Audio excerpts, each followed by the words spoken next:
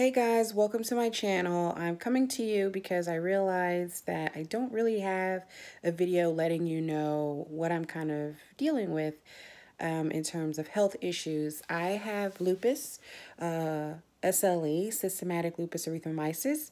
I've had it and I was probably had it since I was about 25, but I wasn't diagnosed until 2015 in August. I currently am a patient of Johns Hopkins, Inova Hospital, which is in Northern Virginia. I have a very great team of doctors. I also have been diagnosed with fibromyalgia. Some of the other things that I've been diagnosed with is perimenopausal, which means I started going through menopause at 25. From time to time, I've been known to have alopecia areata. This is not my hair. But currently that is in remission, so my hair underneath here is actually pretty live and kicking. I also have a number of other health issues to include osteoarthritis. I also have some joint malfunction. I have swelling. I tend to have what's called polyuria, which is just, frequent urination at odd times of the day, to include at night.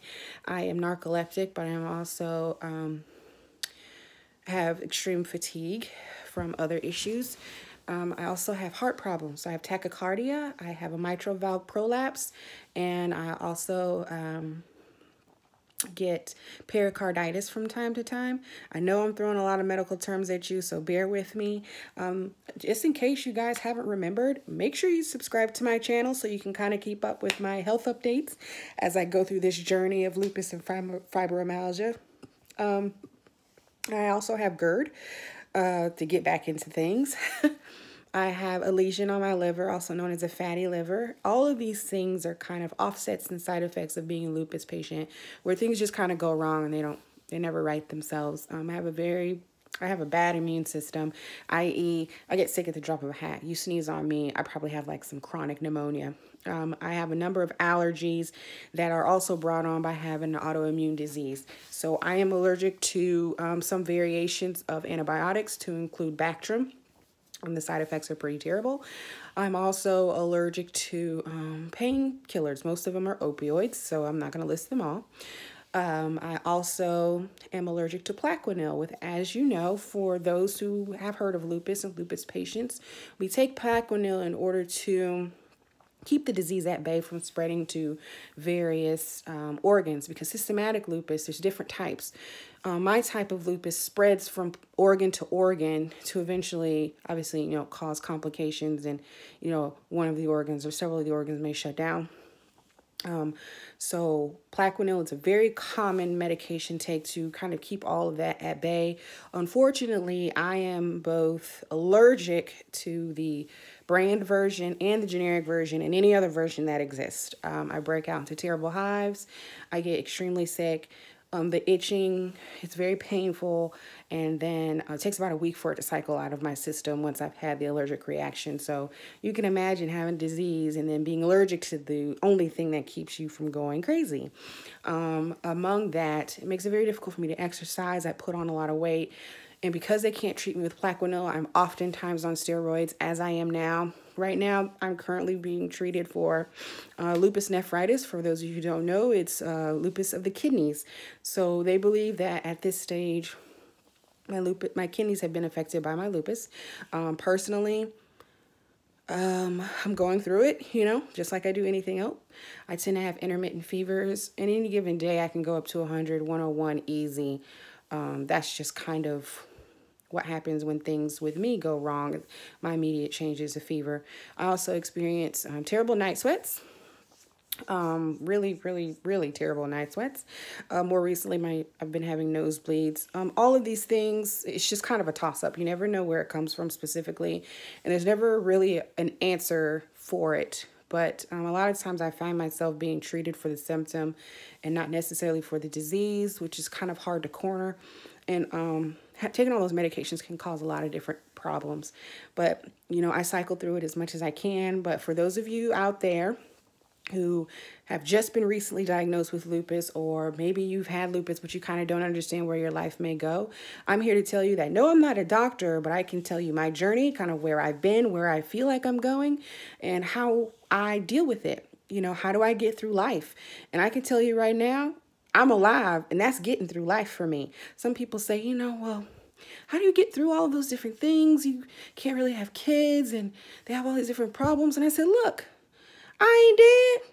And I will say this every video if I have to. And if you subscribe, you'll see that. I'm not dead. When y'all bury me 6 feet under, you cry at my funeral. Don't cry while I'm alive. Ain't no point in none of that. Ain't got you nowhere, ain't gonna get me nowhere. And so I live while I'm alive. And that means sometimes breaking the rules. I do not, under any circumstances, legally binding, say that you don't listen to your doctor. But I listen to myself and I listen to my doctor. So I do both. I'm not sitting here saying that I know what's best for me. I don't always know what's best for me, but I've had this for a while now. And I've watched my mother go through it for the past 20 plus years. And I think I have a general handle on, what I need to be doing versus what I can get away with. And it's not to get away from it because I'm just not going to do it. There's just some defiance, or maybe I try a holistic method. I'm not really into holistic methods. I'm going to be honest with you. If my doctor says you're sick and you need to take this medication, I try and I take those medications. I take them on time. If I don't feel like it's working, I communicate that to them. I have a rheumatologist. I have a cardiologist. I have obviously a gynecologist, but it's for someone who has autoimmune diseases. So he specializes in gynecology with autoimmune disease. I also have a neurologist. I have gastroenterologist. I'm sure I can name quite a few. Oh, I have an endocrinologist. I have a lot of other doctors. Actually, I have to go to a special dentist because fun fact, people with lupus have different types of things that they have to worry about with their teeth.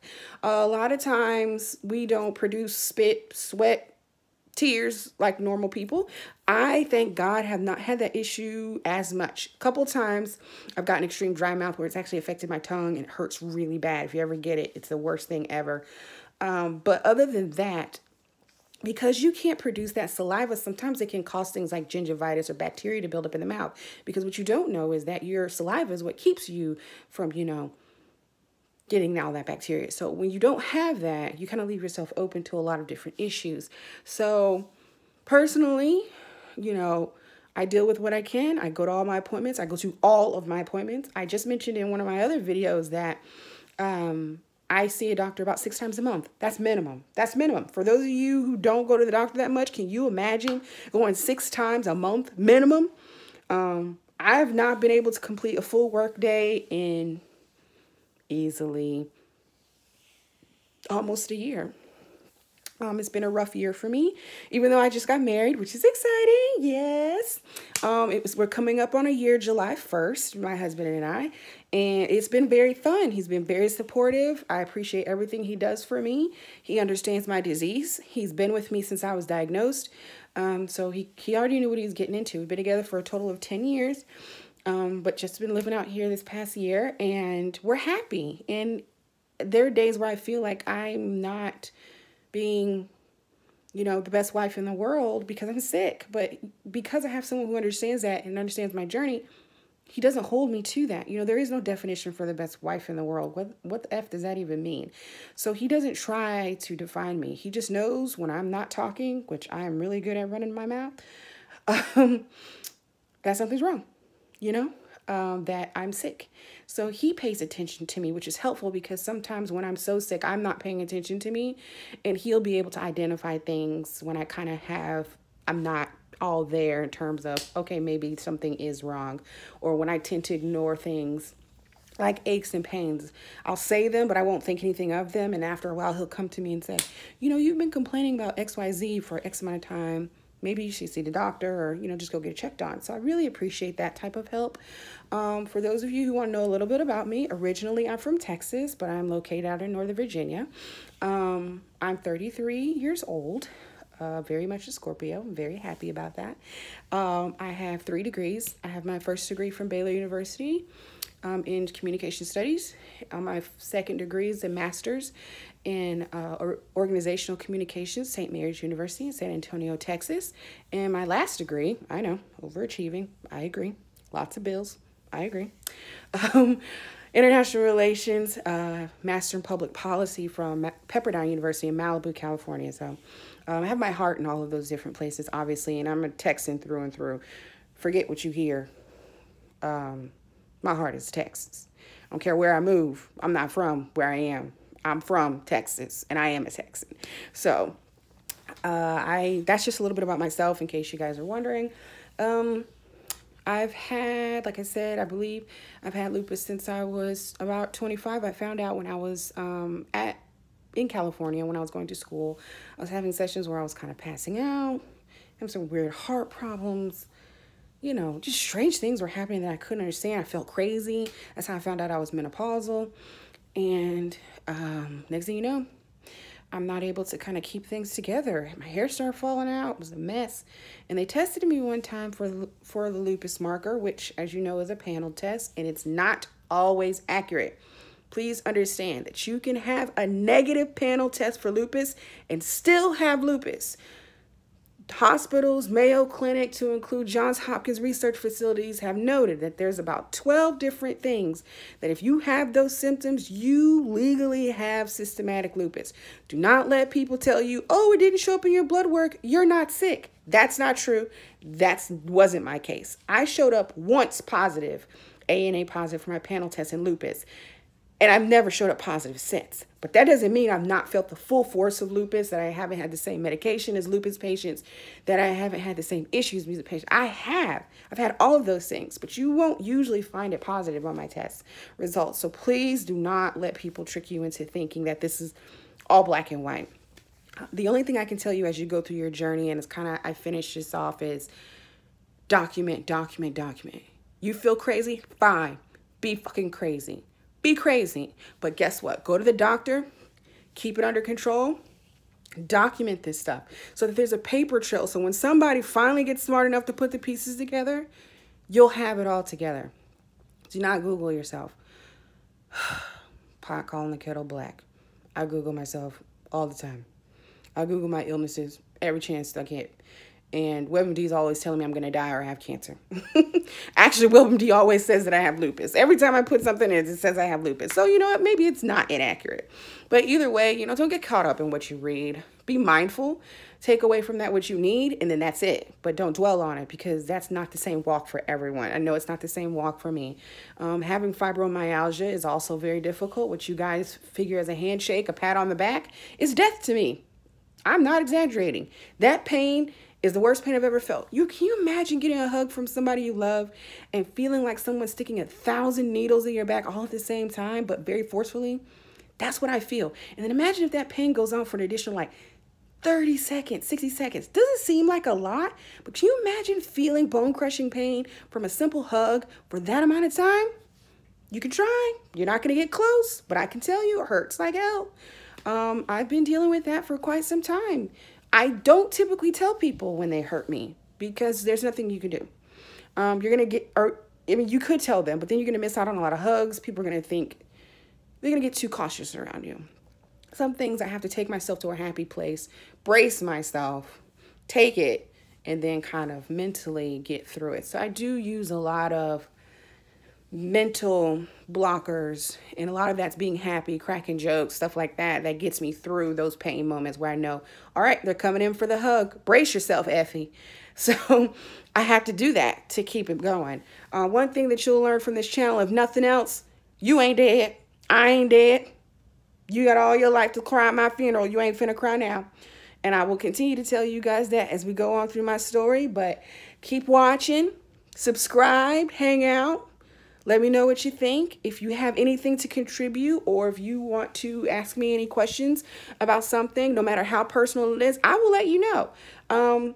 I feel like there's not a lot of voices out there about lupus and fibromyalgia and getting through and trying to have a family and trying to make it through a work day and hold a steady job. My mom, yes, she works in many facets, but she can't work full time. She never has been really able to since she was diagnosed. That's just the walk. A lot of lupus patients don't hold full-time jobs. You can. It's possible. it can get difficult for some people. Me personally, I'm in the office physically half the day. The rest of the day I work from home. So I do have that flexibility, and I appreciate that because I find that getting through a full work day is very complicated for me. I start to feel sick. I start to get really fainty. My fevers usually go up around that time, midday. So I really need to be at home and kind of off my feet. And I'm also susceptible to a lot of illnesses. So I have to be careful who I talk to, what I touch, what I do. I constantly hand sanitize. Sometimes if I'm really feeling like my immune system is low, I wear a mask at work. Some of you may say, oh, that seems excessive. If you knew what I knew, it wouldn't be excessive. People come to work sick as a dog with no regards to others. And with someone like me, I don't get that luxury. I can't even take the pneumonia vaccine because it's a live virus. I wouldn't survive getting through vaccination. So, I don't have the same luxury as average people. And maybe you don't either, but you also don't know the explanation for that. So if you're sick, then you're sick. And you don't know anybody else any additional information after that. So hang in there, hang out, subscribe to my channel, and I'll talk to you guys next time.